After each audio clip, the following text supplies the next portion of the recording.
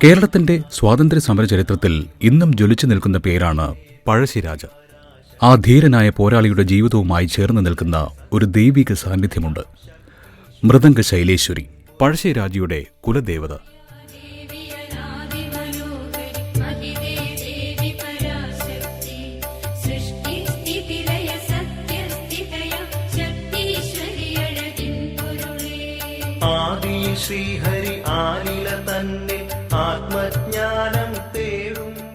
യുദ്ധഭൂമിയിലേക്ക് പുറപ്പെടുന്നതിന് മുമ്പ് പഴശ്ശിരാജ ദേവിയുടെ അനുഗ്രഹം തേടിയിരുന്നുവെന്നാണ് വിശ്വാസം.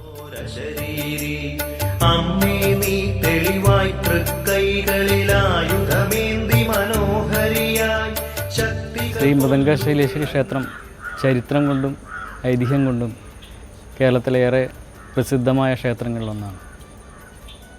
നിരവധി ചരിത്ര വിസ്മയങ്ങളുള്ള ഒരു ക്ഷേത്രമാണ് മൃദംഗ ശൈലേശ്വരി ക്ഷേത്രം.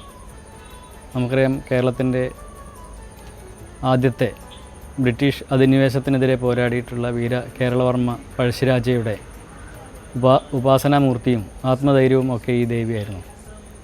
ദേവിയെ ശ്രീപോർക്കലി ഭാവത്തിൽ തമ്പുരാൻ അദ്ദേഹത്തിൻ്റെ പടിഞ്ഞാറെ കോവിലകത്ത് വെച്ച് ആരാധിച്ചു.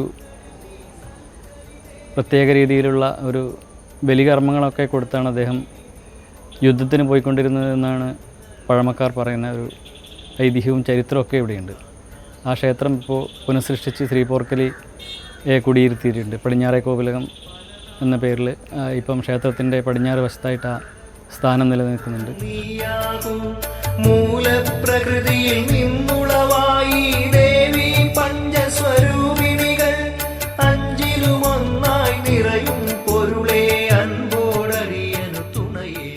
കോട്ടയം രാജവംശത്തിലെ ഭരണാധികാരികൾ ഈ സന്നിധിയിൽ വന്ന് പ്രാർത്ഥിച്ചതിന് ശേഷമാണ് യുദ്ധത്തിനിറങ്ങിയിരുന്നത്. അതുകൊണ്ട് തന്നെ ഭഗവതി ശ്രീപോർക്കലി ദേവി എന്ന പേരിലും അറിയപ്പെട്ടു.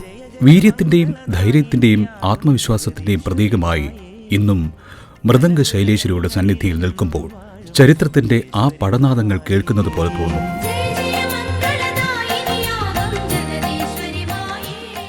ഈ പഴശ്ശി രാജാവ് അദ്ദേഹത്തിൻ്റെ ആരാധന ഉപാസനാമൂർത്തിയായ ശ്രീപോർക്കലിയെ ഇവിടെ ആരാധിച്ചുകൊണ്ട് ധ്യാനിച്ചുകൊണ്ടാണ് അദ്ദേഹം പടക്കളത്തിലേക്ക് പോയി എന്ന് പറയപ്പെടുന്നു. അതിൽ കിഴക്കേ കോവിലകം എന്നും പടിഞ്ഞാറേ കോവിലകം എന്നും രണ്ട് കോവിലകങ്ങളുണ്ടായിരുന്നു. അതിൽ പടിഞ്ഞാറേ കോവിലകത്ത് വെച്ചാണ് പഴശ്ശിരാജ ശ്രീപോർക്കലിയെ ആരാധിച്ചിരുന്നത്. അവിടെ വെച്ചാണ് തൻ്റെ ഉപാസനാമൂർത്തിയെ ആരാധിച്ചുകൊണ്ട് മാത്രമേ അദ്ദേഹം യുദ്ധത്തിൽ ഏതെങ്കിലും പടക്കളത്തിലേക്ക് പോയിട്ടുള്ളൂ എന്നാണ് ചരിത്രം പറയുന്നത്. തൊട്ടടുത്ത് പുരളിമല, ഇതിൻ്റെ തെക്ക് ഭാഗത്ത് പുരളിമലയാണ്. ആ പുരളിമലയിലെ കൂടിയാണ് ബ്രിട്ടീഷ് സാമ്രാജ്യത്തിനെതിരായിട്ട് പോരാട്ടത്തിലേക്ക് അദ്ദേഹം പലായനം ചെയ്ത് വയനാടൻ കാടുകളിലേക്ക് പോയി എന്ന് പറയുന്നു. ജയ ജയ മംഗളദായിനിയാകും ജഗദീശ്വരിമായി ജനഹൃദയങ്ങളിലെന്നും വാഴും സുഹൃദേശ്വരി തായേ.